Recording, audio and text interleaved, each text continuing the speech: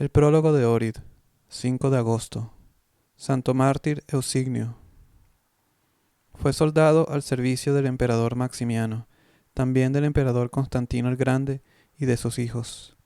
Presenció el martirio de San Basilisco el 22 de mayo. Vio cómo el mismo Señor Jesús recibió el alma de este santo mártir. Luchó bajo el emperador Constantino y vio la cruz que se le apareció a Constantino. Prestando servicio por 60 años completos, durante el tiempo de los hijos de Constantino, se retiró del servicio militar y se trasladó a Antioquía, su ciudad natal. Allí pasó una vida devota en ayuno, oración y buenas obras.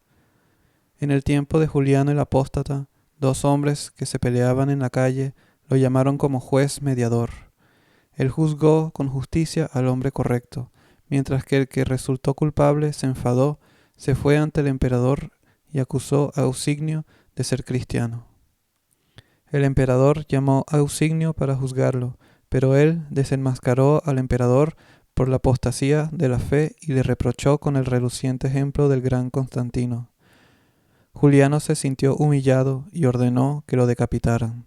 Eusignio pereció en avanzada vejez en el año 362 y se trasladó al reino celestial. Sacerdote y mártir Fabián, Papa de Roma. Fabián fue romano por nacimiento. Primeramente fue sacerdote en un pueblo. Durante la elección de papa, una paloma blanca descendió sobre él y fue electo como papa. Fue manso y benevolente. Con gran celo reunía los cuerpos de los santos mártires, los enterraba honorablemente y en sus tumbas levantaba templos. Asimismo construía santuarios y capillas en los desiertos, donde los mártires eran recluidos durante la persecución. Bautizó al emperador Felipe y a su hijo el príncipe Felipe, y con la ayuda de un senador bautizó a Ponteo. Destruyó muchos ídolos y sus templos. Pero cuando el malvado Decio llegó a ser emperador, comenzó la terrible persecución contra los cristianos, en la que pereció el mismo San Fabián, decapitado bajo el filo de la espada en el año 250. San Fabián estableció la consagración del Jueves Santo en todo el mundo. Santo mártir Ponteo, el senador. Hijo del senador Marcos y su esposa Julia. La yerma estéril Julia concibió finalmente después de 22 años de matrimonio y dio la luz a Ponteo. Bautizado por el Papa Ponciano con su compañero Valerio, el escritor de su hagiografía, él logró convertir a la fe cristiana a su padre Marcos y al emperador Felipe junto con su hijo, y a muchos otros destacados romanos. Protegía y ayudaba a la iglesia como senador, y fue gran amigo del Papa Fabián.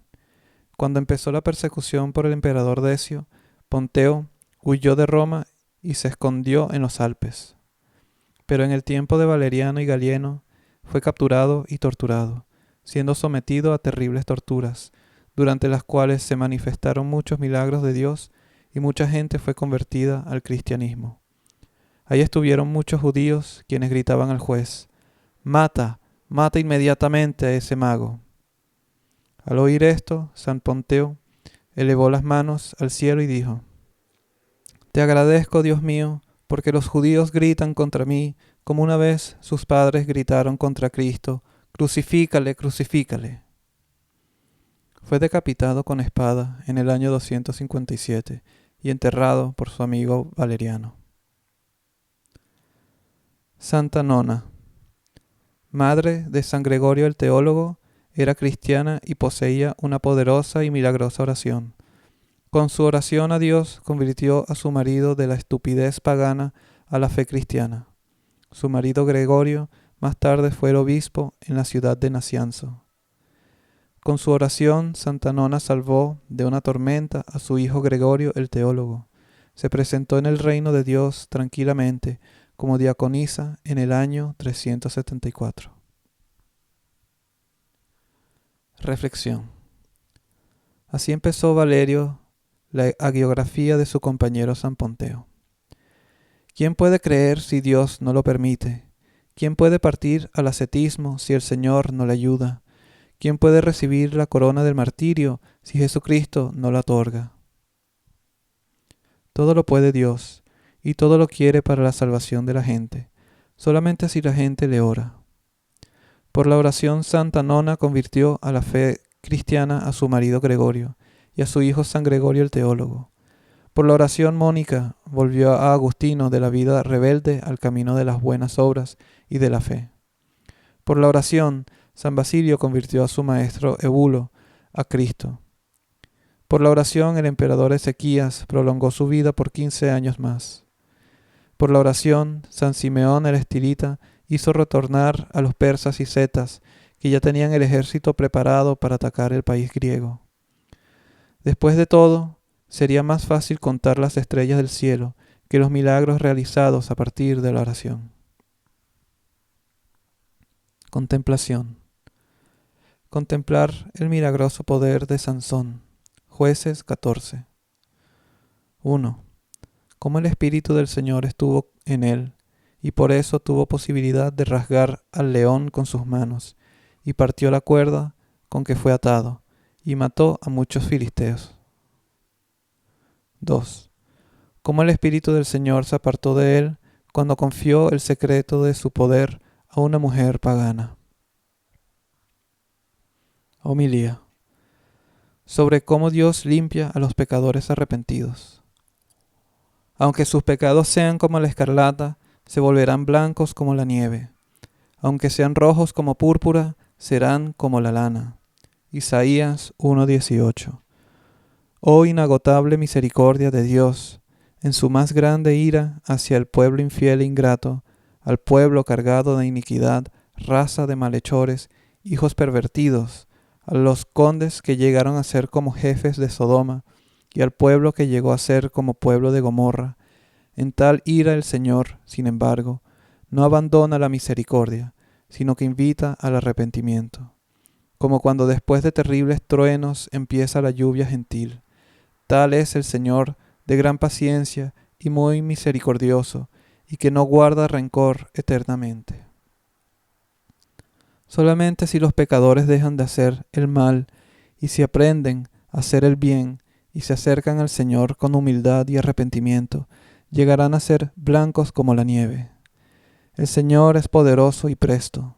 Nadie fuera de Él puede limpiar el alma humana del pecado y tornarlo blanco de pureza. No importa cómo el lino es limpiado en el agua, con ceniza o con jabón. No importa cuántas veces es lavado y cuántas veces se vuelva a lavar. No puede recibir blancura hasta que sea extendido bajo los rayos del sol.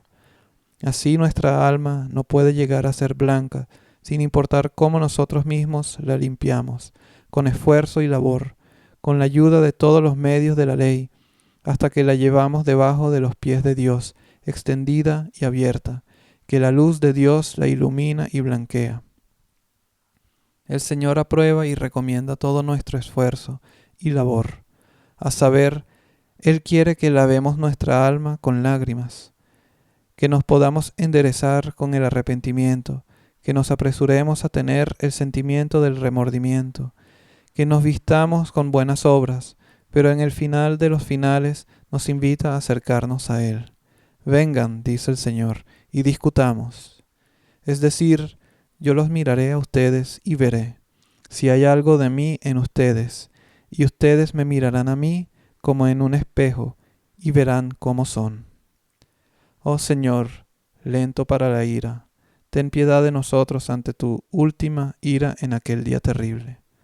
A ti la gloria y el agradecimiento por los siglos de los siglos. Amén.